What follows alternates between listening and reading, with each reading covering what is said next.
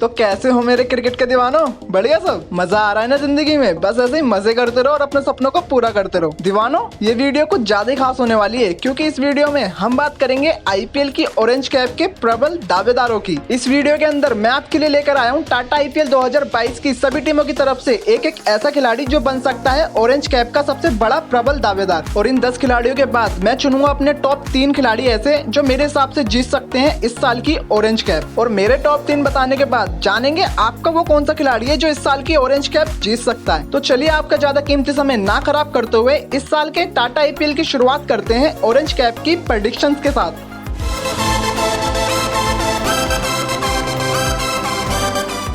तो चलिए दीवानों, इस वीडियो की शुरुआत करते हैं दिलवालों की दिल्ली मतलब दिल्ली कैपिटल्स से। दिल्ली कैपिटल्स की तरफ से मैंने चुना है ऋषभ ताबड़तोड़ पंत को। अब ऋषभ पंत ही क्यों, इस टीम में तो David Warner, Prithvi Shaw, Mitchell Marsh भी हैं, लेकिन भैया मैं तो दिल्ली की तरफ से पंत के साथ जा रहा हूँ। और ऐसा क्यों कर रहा हूँ? क्योंकि डेविड वार्नर और मिचेल मार्श दोनों ही शुरुआती मैच आईपीएल के मिस करेंगे और जिस खिलाड़ी ने आईपीएल के कुछ मैच मिस कर दिए वो ऑरेंज कैप की रेस में कहाँ रहता है, फिर तो वो ऑरेंज कैप की रेस से बहुत पीछे हो जाता है। तो इसलिए ऑरेंज कैप में दिल्ली की तरफ से डेविड वार्नर और मिचेल मार्श मेरी तरफ से बाहर हैं। अब बचते हैं पृथ्वी शॉ। अब पृथ्वी शॉ का क्या है, अगर ये आईपीएल में चलते हैं तो लगातार कई मैचों में चलते ही रहते हैं, लेकिन जब ये खिलाड़ी फ्लॉप होने पर आता है तो कई मैचों में लगातार फ्लॉप भी होता है। और Prithvi Shaw miss and hit type के खिलाड़ी भी हैं। तो मेरे लिए दिल्ली की तरफ से ऑरेंज कैप की रेस में पृथ्वी शॉ भी बाहर हो गए हैं। तो बस इसीलिए मैं जा रहा हूँ ऋषभ पंत के साथ। ये खिलाड़ी फॉर्म में भी है और ताबड़तोड़ बैटिंग भी करना जानता है और लंबी पारियां खेलना इनका शौक नहीं, इनकी फितरत बन चुकी है। भले ही ऋषभ पंत नंबर 3 या 4 पे बैटिंग करे, लेकिन कुछ ही गेंदें तो लगती है इस खिलाड़ी को मैच का रुख बदलने के लिए। तो मेरे लिए दिलवालों की दिल्ली की तरफ से ऋषभ ताबड़तोड़ पंत हैं जो ऑरेंज कैप के सबसे बड़े प्रबल दावेदार हैं। तो चलिए दीवानों, अब बात कर लेते हैं चेन्नई सुपर किंग्स की। तो चेन्नई की तरफ से ऑरेंज कैप के लिए मैंने चुना है ऋतुराज गायकवाड़ को।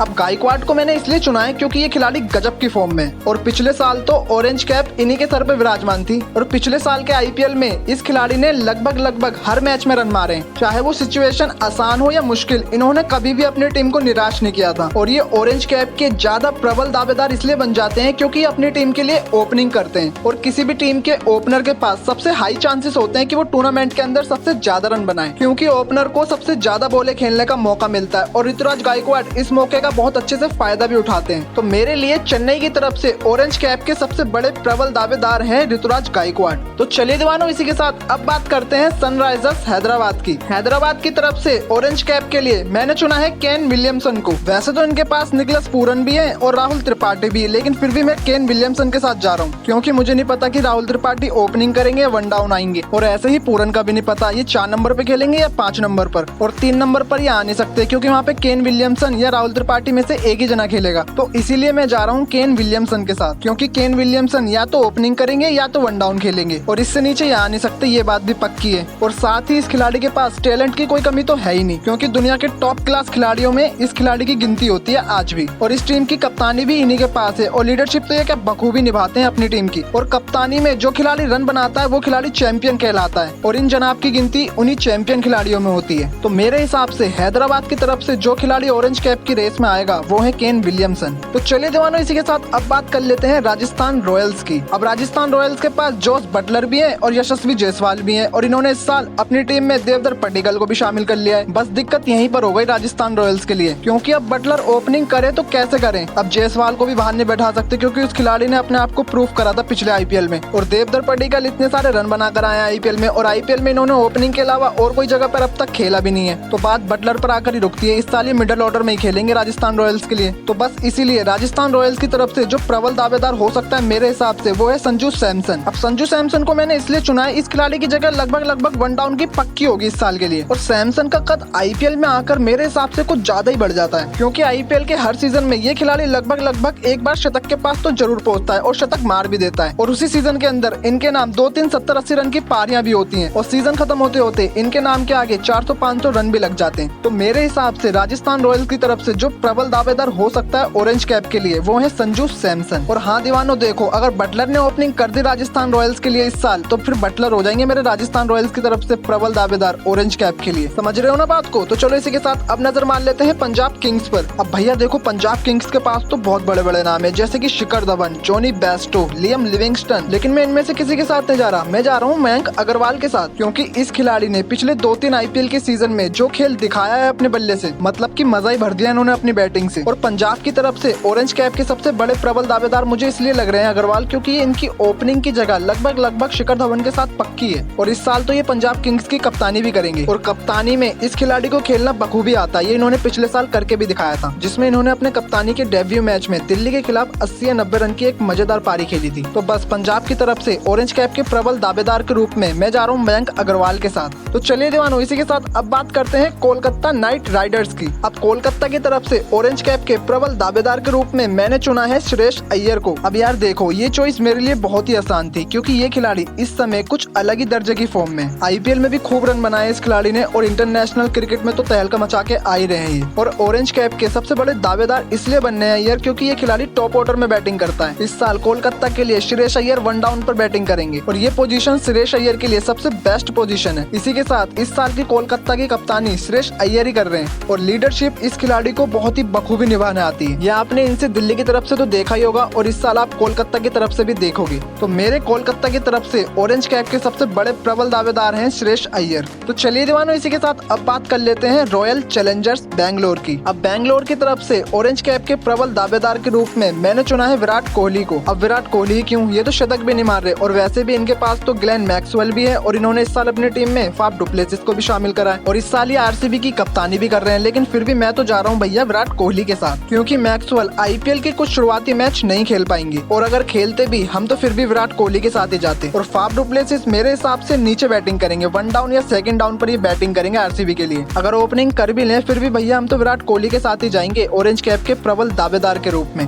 कोई बात नहीं लग रहा शतक, लेकिन रन तो बना ही रहे हैं ना ये। और एक यार वो भी होती है ना मोहब्बत नाम की कोई चीज अपने इंडियन प्लेयर से। तो बस इसी मोहब्बत के साथ आरसीबी की तरफ से ऑरेंज कैप के सबसे बड़े प्रबल दावेदार के रूप में हम जा रहे हैं विराट कोहली के साथ। तो चलिए दीवानों, इसी के साथ अब बात करते हैं मुंबई इंडियंस की टीम की। मुंबई की तरफ से ऑरेंज कैप के प्रबल दावेदार के रूप में मैं जा रहा हूँ रोहित सुपरहिट शर्मा के साथ। अब इस टीम में मेरे जहन में 2 नाम और आ रहे थे। पहले थे ईशान किशन और दूसरे थे सूर्य कुमार यादव। अब सूर्य कुमार यादव की तरफ से तो इसलिए मन हट गया क्योंकि ये खिलाड़ी बहुत नीचे बैटिंग करेगा, 4 या 3 नंबर पर लगभग।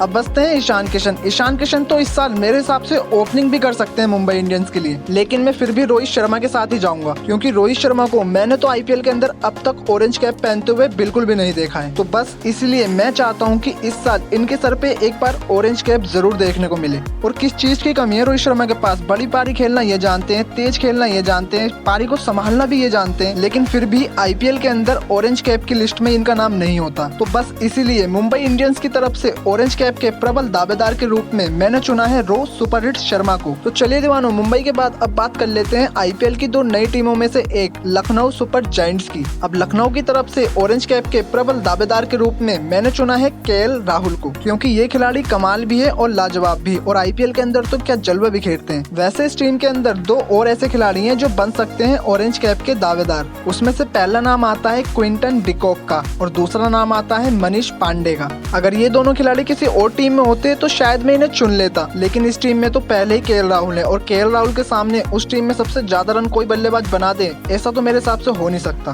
क्योंकि ये खिलाड़ी अपनी टीम में सबसे ज्यादा रन नहीं, टूर्नामेंट के अंदर सबसे ज्यादा रन बनाने का मादा रखता है। तो बस लखनऊ की तरफ से ऑरेंज कैप के प्रबल दावेदार के रूप में मैं जा रहा हूँ कमाल लाजवाब राहुल के साथ। तो चलिए दीवानों, इसी के साथ अब बात कर लेते हैं आईपीएल की दूसरी नई टीम गुजरात टाइटंस की। गुजरात की तरफ से ऑरेंज कैप के प्रबल दावेदार के रूप में मैं जा रहा हूँ शुभमन गिल के साथ। वैसे इस टीम की तरफ से एक नाम और आ रहा था मेरे जहन में, और वो थे हार्दिक पांड्या। हार्दिक पांड्या को इसलिए नहीं चुना क्योंकि इनकी बैटिंग ऑर्डर का मुझे कोई अंदाजा नहीं है, ये ऊपर बैटिंग करने आएंगे या नीचे बैटिंग करने। अगर ये ऊपर बैटिंग करने आते तो जरूर बहुत अच्छी चॉइस होते, लेकिन फिलहाल अभी तो मैं जा रहा हूँ शुभमन गिल के साथ, क्योंकि इस खिलाड़ी का पक्का है कि ओपनिंग ही करेगा, और वैसे भी इस खिलाड़ी के पास टैलेंट की तो कोई कमी है नहीं। और शुभमन गिल की मुझे एक बात बहुत अच्छी लगती है, पावर प्ले के अंदर तो ये हवाई फायर करते हैं और गैपों के अंदर चौके भी मारते हैं, और पावर प्ले खत्म होने के बाद अपनी इनिंग के अंदर जो ये सिंगल डबल लेते हैं वो चीज इनको खास बनाती है, और उस सिंगल डबल की मदद से अपनी पारी को ये 70-60 रन की पारी में भी बदल देते हैं। तो इसीलिए गुजरात की तरफ से ऑरेंज कैप के दावेदार के रूप में मैं जा रहा हूँ शुभमन गिल के साथ। तो दीवानों, ये बात तो हो गई टाटा आईपीएल में सभी टीमों की तरफ से ऑरेंज कैप के लिए एक दावेदार की। अब बात कर लेते हैं मेरे टॉप 3 बैट्समैन की जो जीत सकते हैं इस साल की आईपीएल की ऑरेंज कैप। तो मेरी इस लिस्ट में तीसरे नंबर पर आते हैं केकेआर के श्रेयस अय्यर, दूसरे नंबर पर आते हैं आरसीबी के विराट कोहली और पहले नंबर पर आते हैं लखनऊ के केएल राहुल। तो दीवानों, मैंने तो बता दिया कि इस साल की आईपीएल की ऑरेंज कैप कौन सा खिलाड़ी जीत सकता है। अगर आपके दिमाग में है कोई सा खिलाड़ी तो प्लीज कमेंट सेक्शन में जरूर लिखना जो आईपीएल की ऑरेंज कैप जीत सकता हो। तो चलिए इसी के साथ इस वीडियो को यहीं पे समाप्त करते हैं। अगर आपको ये वीडियो जरा सी भी अच्छी लगे तो प्लीज वीडियो को लाइक और शेयर जरूर करना। आगे भी अपने इस चैनल पे ऐसे ही वीडियोस देखना चाहते हो तो प्लीज अपने इस चैनल को सब्सक्राइब भी जरूर करना। इसी के साथ मिलते हैं नेक्स्ट वीडियो में, तब तक के लिए लव यू ऑल।